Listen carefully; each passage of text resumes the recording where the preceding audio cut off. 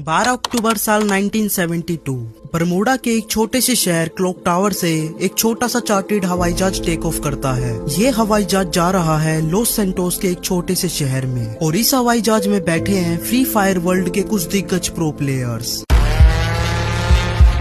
Total में 45 passengers हैं, तो कुछ इनके फ्रेंड्स और इनकी फैमिली भी इनके साथ आए हुए हैं। ये उड़ान कुछ ज्यादा लंबी नहीं होनी थी। वैसे क्लॉक टावर से लॉस सैंटोस जाने में सिर्फ 3 घंटे लगते हैं, लेकिन रास्ते में आती है विशाल ऊंची ऊंची पहाड़ियाँ। ये पहाड़ियाँ दुनिया की सबसे बड़ी पहाड़ियों में से आती है, क्योंकि हिमालय की पहाड़ियों के बाद सबसे ऊंची पहाड़ियाँ भी यही पाई जाती है। यही सुंदर पहाड़ियाँ हमारी कहानी में है, जो इन पैसेंजर्स के लिए एक मुसीबत बन जाती है।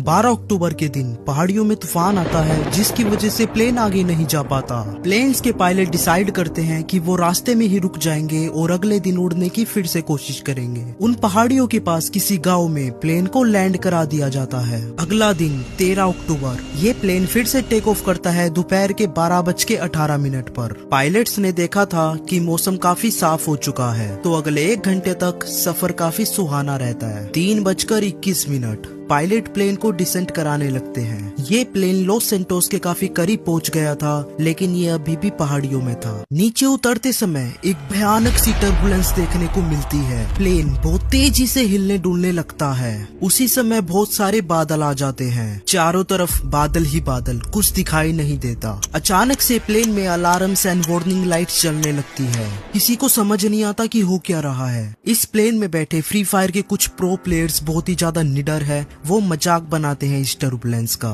इन्हीं जोक्स के बीच एक पैसेंजर खिड़की के बाहर देखता है, तो उसे दिखता है कि बादल धीरे धीरे हटने लग रहे हैं। जैसे ही ये प्लेन बादल से बाहर निकलता है, तो पायलट्स रियलाइज करते हैं कि उनके सामने बहुत करीब एक बहुत बड़ी चट्टान है। इमीडिएटली वो पैनिक में आकर प्लेन को ऊपर की तरफ मोड़ने की कोशिश करते हैं। एयरक्राफ्ट का अलार्म बहुत तेजी से बज रहा है।